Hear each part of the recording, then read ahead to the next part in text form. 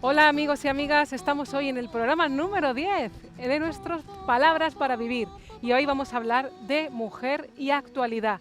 Un tema importante porque también hablamos de los hombres, de las mujeres, de ese hombre y esa mujer que hay en cada uno de nosotros. Y en el apartado de salud vamos a hablar de la represión sexual en la mujer. Así que es un tema muy interesante porque vamos a ver el concepto amplio que maneja el psicoanálisis con la sexualidad y que tiene que ver con cada uno de nosotros.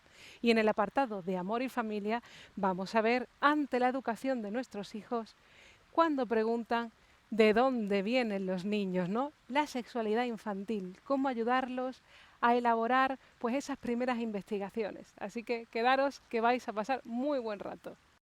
Pum, pum, pum, pum, pum, pum, pum, pum, pum, pum, pum, pum, pum, pum, pum. Hola, buenas a todos y a todas. Estamos en el programa de Palabras para Vivir, en la sección de Salud para Todos, y hoy es un gran placer tener con nosotros a Elena Trujillo, que es psicoanalista de la Escuela de Poesía y Psicoanálisis Grupo Cero, psicóloga colegiada, también es profesora del Seminario Sigmund Freud, profesora de psicoanálisis en la UNED, tiene un amplio currículum en el que ha estado en tierras malagueñas trabajando durante muchos años, ahora se ha desplazado a Madrid para ampliar ese desarrollo, que es un desarrollo meteórico y en el que ella también ha trabajado en el programa La Mujer del Siglo XXI, ha dirigido, presentado y bueno, Elena, la verdad es que es un currículum impresionante y una trayectoria, un desarrollo que habla mucho del programa de hoy, de la mujer, la salud psíquica, su desarrollo. Y bueno, te presento, Elena, para que podamos incluir en esta sección tus conocimientos y darnos ese haz de luz para conocer un poco qué significa el psicoanálisis para la mujer y por qué es tan importante. Muchísimas gracias y felicidades por este comienzo, este nuevo programa, este espacio que se abre en la televisión de Málaga y que incide en la importancia del psicoanálisis, en este caso del psicoanálisis para la mujer. Si recuerda nuestra andadura anterior, la mujer del siglo XXI, iba dirigido a la mujer, pero iba dirigido a la mujer que hay en cada uno de nosotros.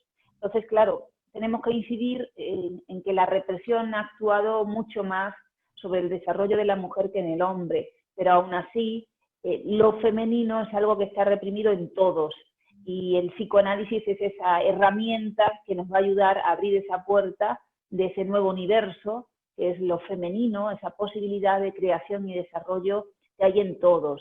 Entonces, bueno, nuestro trabajo, el que hacemos a través del psicoanálisis, es acercarle esa posibilidad que todos tenemos de reaccionar de una manera diferente a la represión frente a los fenómenos de la vida. Y en los fenómenos de la vida también están esas posibilidades otras y diferentes, que son aquellas que denominamos femeninas. Y en el desarrollo actual de la mujer, porque ¿qué trabaja aún en psíquicas? Porque vemos que ha habido un desarrollo a lo largo de los siglos del papel de la mujer, tanto en la familia como en la sociedad, como también en el plano laboral. Pero aunque hemos hecho grandes avances, ¿no? que podemos hablar en un momento determinado, ahí está la historia, ¿no? También vemos que en la actualidad, como por ejemplo también se pone en juego aún las trabas que hay psíquicas en la mujer y en las instituciones también, por supuesto, ¿no? Claro, es muy interesante porque el narcisismo del ser humano le lleva a considerar que en la actualidad ha superado muchas de las trabas que anteriormente existían. Pero basta con echar un ojo, con leer los textos provenientes de otras épocas históricas, por ejemplo, Lisístrata, del siglo V a.C., que es una obra de teatro muy interesante, si no me equivoco, de Eurípides, donde hay una revolución femenina, donde se hacen una huelga para reivindicar que los hombres dejen de hacer la guerra y con las consecuencias que la misma tenía, es decir, la pérdida de vidas humanas, fundamentalmente los hombres, sus maridos, sus hijos, sus compañeros de vida, los gastos económicos que ocasionaban las guerras y las condiciones nefastas de vida que, por tanto, condicionaba una guerra tras otra. Entonces, la revolución de esas mujeres en ese siglo V a.C., en esa obra teatral, era reivindicar que ellas pudieran participar y proponer otras maneras de pensar la vida de las personas que no fueran esa que habían pensado los hombres.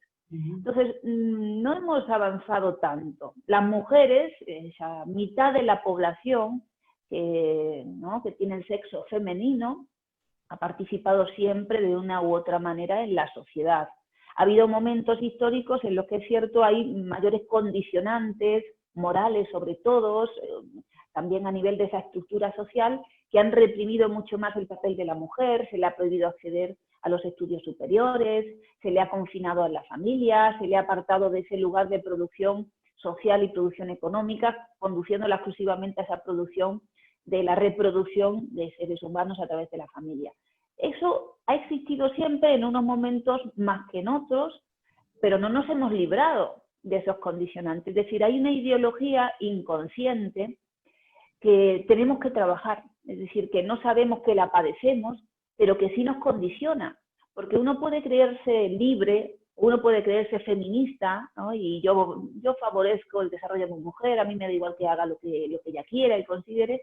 Sin embargo, cuando psicoanalizamos el comportamiento de las personas en la vida sexual, en la vida productiva, en esos afectos tan importantes como son la envidia, los celos, pues nos damos cuenta de que no ha habido tal liberación de esos condicionantes ideológicos que condicionan, valga la redundancia, condicionan ese lugar de la mujer como un sujeto inferior en comparación con el hombre, entiéndase.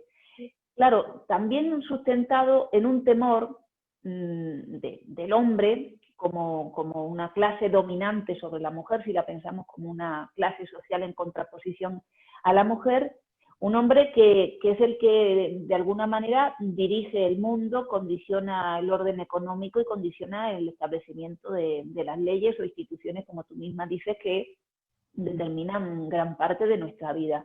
Entonces ahí también Mao Zedong indicaba esa importancia, ¿no? Ahora está la lucha de clases entre el proletariado y la burguesía, pero hay otra lucha de clases que todavía no nos hemos encontrado con ella o queremos evitarla, pero está ahí, que es el hombre frente a la mujer, aceptar que el hombre ahora está en un lugar de poder frente a la mujer y que no quiere que eso cambie. Y sin embargo, la mujer o las mujeres o lo femenino es otro lugar diferente que también propondría cosas diferentes frente a las que proponen los hombres. Y bueno, es un lugar que nos exige a hombres y mujeres un trabajo ideológico en ese lugar inconsciente de modificar aquellos valores que ahora denigran lo femenino, es decir, denigran ese lugar de pensamiento otro, diferente, al que está establecido como un masculino o predominante. Y en esta cuestión, porque el psicoanálisis habla de la sexualidad, y para que de alguna manera las personas pues, puedan entender qué abarca la sexualidad en el psicoanálisis, porque si hablamos de la mujer y esa liberación sexual, ahora parece que la mujer es muy libre hablando de lo genital, manteniendo más relaciones sexuales, más abiertas de alguna manera, pero ¿cómo repercute eso realmente en la mujer? ¿Estamos hablando todavía de una represión sexual? ¿Cómo se manifiesta esa represión sexual que habla el psicoanálisis y cómo influye en la salud de la mujer y su desarrollo? Claro, es muy interesante eso que dices, porque es cierto que tenemos, yo digo, incido en ese narcisismo de creer que ya hay muchas cosas superadas, de que somos modernos o modernas, de que ahora tengo libertad sexual, como si en otros momentos uno creyera que no ha existido eso, ¿no? Entonces, un gran desconocimiento sobre ese manejo de la historia a través del tiempo. Ahí el psicoanálisis nos hace una ayuda fundamental, ya que separa la genitalidad, o más bien amplía la genitalidad a una sexualidad mucho más amplia, donde incluye también todas las relaciones con las personas, incluye el lenguaje, incluye la creación.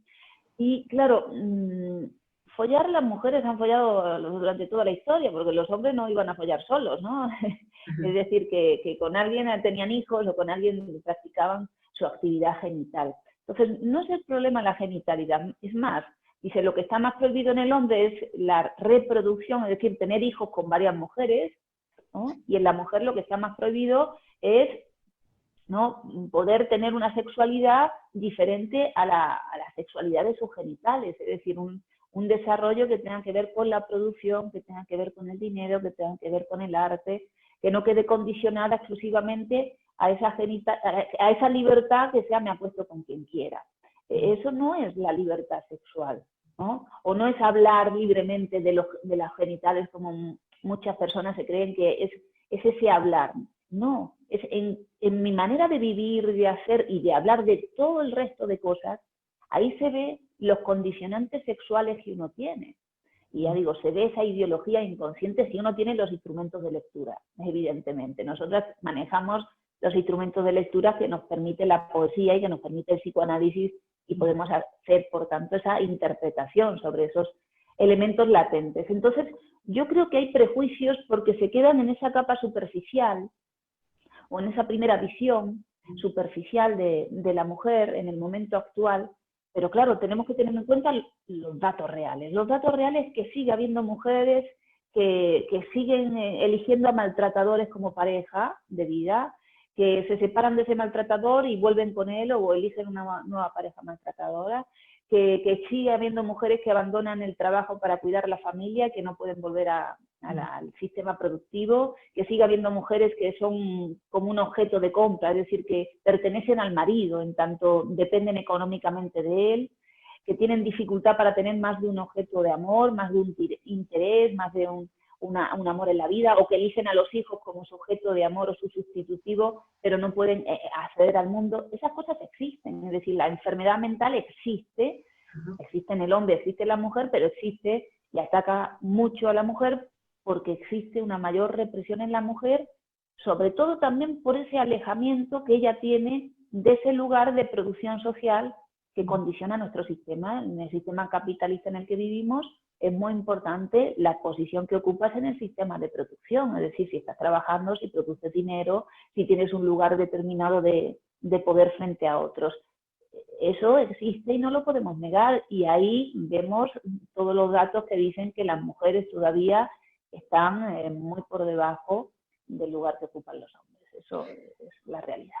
Claro, muy interesante, Elena. Y en eso que comentas también de esa, has hablado de esa capacidad reproductora y luego esa producción social, ¿no? Tú eres una persona que has escrito ya 3 libros de poesía, otros cuantos de psicoanálisis, bueno, que haces múltiples funciones en lo social. ¿Cómo el psicoanálisis puede abrir ese campo en la mujer en ese sentido? ¿Qué herramientas utiliza? ¿Cómo abre esa posibilidad en la mujer? Bueno, el campo del hacer viene con la naturaleza del ser humano. Es decir, el ser humano era un animal antes de ser un ser humano. Es decir, pasa a la humanidad cuando decide aliarse con otros, cuando utiliza la palabra para comunicarse, cuando usa una piedra como un instrumento para producir algo que le sirva para producir otra cosa. Es decir, que se diferencia de las especies animales por esos elementos. Entonces, eso que tú has dicho, escribir libros, trabajar, pintar, escribir, ocuparse de la sublimación, ¿no?, del trabajo, es algo que viene con nuestra condición humana.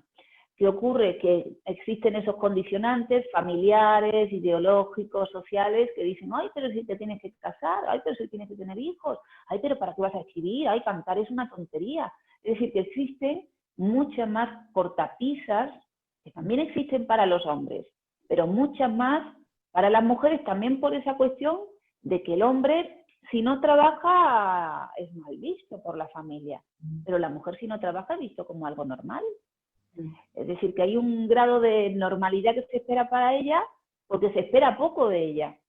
Como mucho se espera de la mujer, de que se case y que tenga hijos, y con eso ya ha cumplido. Pero claro, eso está a la altura de un animal, de un bichito. A la altura de un animal está, como tú has dicho, producir algo que sirva para otras personas en el futuro, o que no sirva, pero algo que sea diferente a lo que proviene de mi cuerpo, algo para que yo ya tenga que utilizar otros instrumentos y tomar esa categoría central de la vida del humano, que es el trabajo. El psicoanálisis nos ayuda a liberarnos de las inhibiciones, liberarnos de las palabras de nuestra mamá, liberarnos del principio del placer, de esa tendencia a la comodidad. Pues claro que es más cómodo quedarse en tu casa y que tu marido gane el dinero y que tú estés ahí esperanzada, pero esa comodidad nos enferma, esa comodidad nos hace sometidas, esa comodidad o complicidad con esa comunidad hace que existan ese descontento en la vida familiar, ese descontento en la vida sexual, que se puede revertir con el psicoanálisis, con ese instrumento que nos ayuda a estar en pareja, pero además a estar satisfecha con la vida que tenemos. Has hablado de esa comunidad, ¿no? De esa también necesidad de buscar, ¿no? En ese lazo espacio donde realmente uno pueda desarrollar esa libertad, más allá de esas trabas ideológicas, de esas trabas de la ideología, ¿no? Que nos impone una forma de vivir, que a veces vemos que los conflictos que suceden tanto en la mujer como en el hombre tienen que ver con esa cuestión claro, despegar y hacerse sujeto de su deseo, que el deseo no es lo que dices del principio del placer, ¿no? Que es ser una persona pues más allá de la familia, más allá de esas mínimas necesidades cubiertas o de ese goce, ese deseo inmediato, ¿no? Claro, Laura, porque la familia no es una comunidad.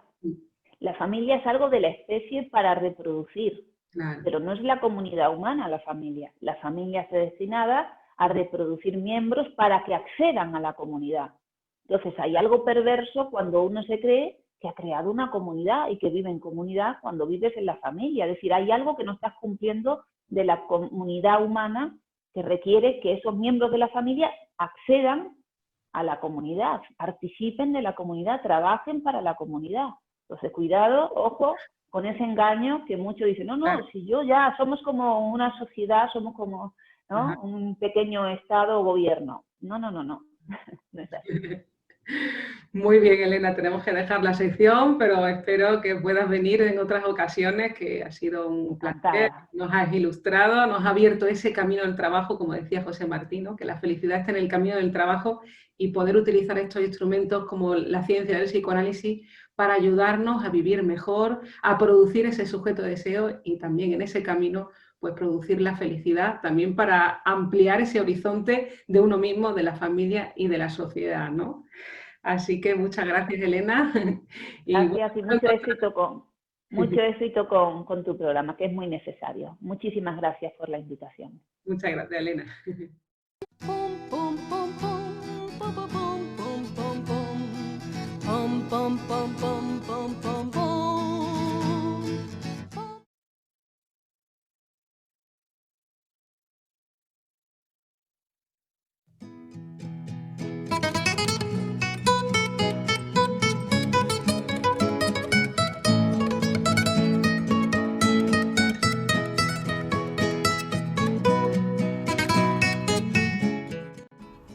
Las grandes pasiones entre las personas son historias de amor que nunca comenzaron. Entre chocó los dientes de alegría, de alegría.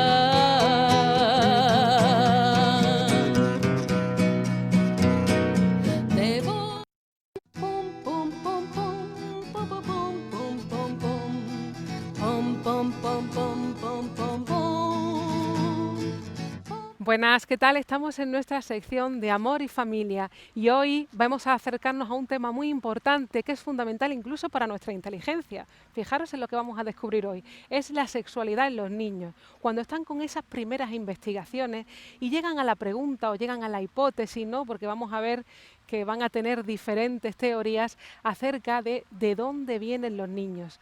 Digamos que los dos primeros problemas principales o las cuestiones principales en la sexualidad del niño, porque todos los niños y niñas tienen sexualidad desde que nacen, es su relación con el placer y displacer, con su medio, ¿no? Es como que va conquistando su cuerpo, va conquistando el medio a través de esas primeras necesidades, que por ejemplo es el pecho materno, el biberón, ¿no? Ese gusto por la boca, ese, digamos, relacionarse con el exterior a través del chupeteo. Ahí es donde empieza, pues digamos, a erogenizarse esa zona, ¿no? Y vemos que ahí en esas disposiciones polimorfas, ¿no?, en las que esas pulsiones pues forman la base de toda nuestra sexualidad, luego se van encauzando a la reproducción. Pero vemos que eso es algo actual, ¿no?, en el sentido de que luego hay momentos en los que uno besa, uno habla, ¿no? Digamos que hay un gusto por la boca, hay un gusto por la piel, ¿no? También está en la fase anal, donde ahí pues a través de esos esfínteres, ¿no?, de encogerlo, soltarlo, ¿no?, y donde se relaciona con sus cuidadores a través de la obstinación, el suelto, recojo, ¿no? Y ahí vemos cómo se establece también el carácter y cómo se maneja también la relación a través de ese orificio, ¿no? El orificio del ano, de la boca, y luego pues está la etapa fálica donde ya empiezan a juguetear pues con su órgano genital, y vemos que hay en esas primeras investigaciones hay dos cuestiones importantes, que es ese apéndice que sale pues del pequeño niño, ¿no? Que es el varón, que es el pene, y en la niña pues para ellos hay un único órgano genital, que es ese órgano, que es el apéndice que nace, pero ante la visión en la niña de que no existe o no tiene el tamaño que tiene en el niño, pues ahí aparece una pregunta, ¿no? Que es esa cuestión de qué será que le falta, y esa cuestión que tiene que ver con la castración, que es el no, la prohibición, porque los niños empiezan a toquetearse, empiezan con la masturbación, con los juegos, y ahí vemos que aparece la ley y dice no, aquí no se hace en otro lugar, ¿no? Y digamos que le ayuda a domeñar todas esas pasiones, todas esas tendencias para encauzarlas hacia digamos que formas más civilizadas de goce, ¿no? Que digamos que son necesarias. Pero es importante que en esta transmisión de la educación no seamos represivos con los niños, que no lo veamos como actitudes viciosas o desviadas, ¿no? Porque de alguna manera tenemos que tratar la sexualidad como algo natural, algo que acontece en todas las personas. ¿Por qué? Vamos a decir por qué. Hay un segundo punto que es se preguntan de dónde vienen los niños, ¿no? Y esa pregunta es esencial para nuestro proceso de investigación posterior, porque claro, en esa pregunta de dónde vienen los niños es porque nace un hermanito o vemos que luego hay niños alrededor, y ahí es donde empiezan a fabricarse esa pregunta, que es una pregunta que toda la humanidad se hace. Y claro, en esa pregunta de dónde vienen los niños es muy importante que la atendamos, ¿no? Que escuchamos en qué etapa se encuentra ese niño. ¿Por qué? Porque ese niño o esa niña, porque va a ser primordial para nuestro desarrollo intelectual. Es decir, una represión en el pensamiento, en esa investigación sexual, va a suponer también una represión en nuestro pensamiento en general, es decir, es el primer paso para la investigación en el ser humano. Si coartamos ese proceso de investigación, va a permitir o va a prohibir, va a coartar que digamos que esa disposición a investigar, esa curiosidad, pues pueda ser desplegada en otras cuestiones posteriores. Entonces es importante que no seamos represivos, que no los engañemos, ¿no? Porque todavía hay personas que anidan en esa cuestión de la cigüeña o en otras teorías o fantasías, que claro, que los niños no son tontos, los niños saben que algo pasa, que algo de alguna manera están investigando, ¿no? Y digamos que lo vemos a través de los cuentos, vemos reflejado Caperucita Roja, ¿no? Que creen que se ingiere por la boca y que los niños se le abre la barriga y aparece el niño, ¿no? Entonces, dependiendo de la etapa en la que se encuentran, ya tienen unas hipótesis, y claro, cuando ya preguntan es porque ya tienen una idea elaborada y quieren corroborarla. Entonces, si les engañamos, eso va a producir en el niño bien como una coerción, como una imposibilidad de poder pensar por ellos mismos, o los que son de una disposición más enérgica, va a producirle una desconfianza muy grande y le va a producir pues bueno, una rebeldía constante en la autoridad, porque le ha defraudado y saben que es mentira, que no es cierto eso que dice. Entonces, ¿qué actitud tenemos que tomar ante esa pregunta, ante esas investigaciones? Sobre todo naturalidad, no taponarles con una respuesta inmediata, porque cuando preguntan algo hay que hacerles devolver esa pregunta, ¿no? Es decir, hay que hacer que la despliegue, ¿no? ¿Por qué ha preguntado eso? ¿Qué piensas? ¿Tú qué opinas? ¿Qué te ha hecho llevar a pensar eso? ¿No? Es para que despliegue toda esa pregunta, para ver en qué situación, en qué teoría está. Claro, si lo llenamos de argumentos, de cosas complejas que no la van a poder asimilar, porque digamos que la articulación de la sexualidad, de esa diferenciación de hombre o mujer, esa plenitud, acontece en la metamorfosis de la pubertad, y hay cosas que por mucho que le expliquemos, los niños pueden decir, las niñas tienen vagina, los niños pene, pero no entienden, no tienen esa significación, aún no está articulada, son palabras, digamos, que no están articuladas en ese significado. Entonces pueden decir muchas palabras porque están jugando con el lenguaje, pero en realidad no hay una articulación en ellos, no hay un sentido. Ellos están en diferentes etapas según ese desarrollo, y ahí es muy necesario que digamos que lo tratemos con naturalidad, que escuchemos lo que preguntan y que no les mintamos, porque los niños no son tontos. Ellos saben, según en la etapa en la que están,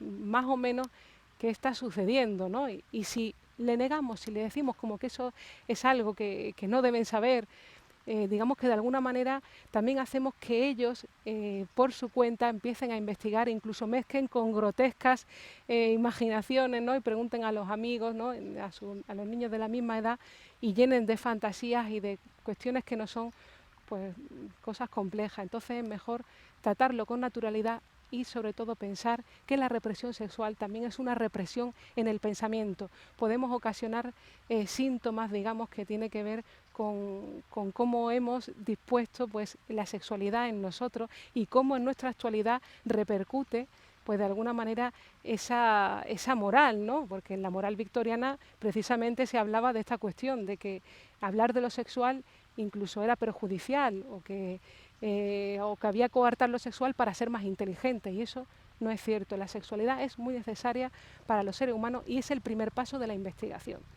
Así que pensemos que los niños tienen sexualidad y están desarrollando una investigación que necesitan pues hablarla, escucharla, ¿no? Y que podamos pues hablar con ellos tranquilamente de todas estas cuestiones. Pum, pum, pum, pum, pum, pum, pum, pum, pum.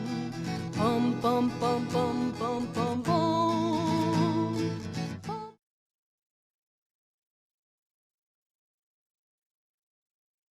Mi mujer, con cabellera de llamaradas de leño, con pensamientos de centellas de calor, con talle de reloj de arena. Mi mujer, con talle de nutria entre los dientes de un tigre. Mi mujer, con boca de escarapela y de ramillete de estrellas de última magnitud, con dientes de huella de ratón blanco sobre la tierra blanca, con lengua de ámbar y vidrio flotado. Mi mujer, con lengua de hostia apuñalada, con lengua de muñeca que abre y cierra los ojos, con lengua de piedra increíble. Mi mujer, con pestañas de palotes escritos por un niño, con cejas de borde de nido de golondrina. Mi mujer, con sienes de pizarra de techo de invernadero y de cristales empañados. Mi mujer, con hombros de champán y de fuente, con cabezas de delfines bajo el hielo. Mi mujer, con muñecas de cerillas. Mi mujer, con dedos de azar y haz de corazón, con dedos de heno cegado. Mi mujer, con axilas de Marta y de bellota, de noche de San Juan, de ligustro y de nido de escalarias, con brazos de espuma de mar y de esclusa y de combinación de trigo y molino. Mi mujer, con piernas de cohete, con movimientos de relojería y desesperación. Mi mujer, con pantorrillas de médula de sauco. Mi mujer, con pies de iniciales, con pies de manojos de llave, con pies de pájaros en el momento de beber. Mi mujer, con cuello de cebada sin pulir. Mi mujer, con garganta de valle de oro, de cita en el lecho mismo del torrente, con senos nocturnos. Mi mujer, con senos de montículo marino. Mi mujer, con senos de crisol de rubíes, con senos de espectro de la rosa bajo el rocío. Mi mujer, con vientre de apertura de abanico de los días, con vientre de garra gigante. Mi mujer, con espalda de pájaro que huye en vuelo vertical, con espalda de azogue, con espalda de luz, con nuca de canto rodado y de tiza mojada y de caída de un vaso en el que acaban de beber. Mi mujer, con cadera de barquilla, con caderas de lustro y de plumas de flecha y de canutos de pluma de pavo real blanco, de balanza insensible. Mi mujer, con nalga de greda y amanto.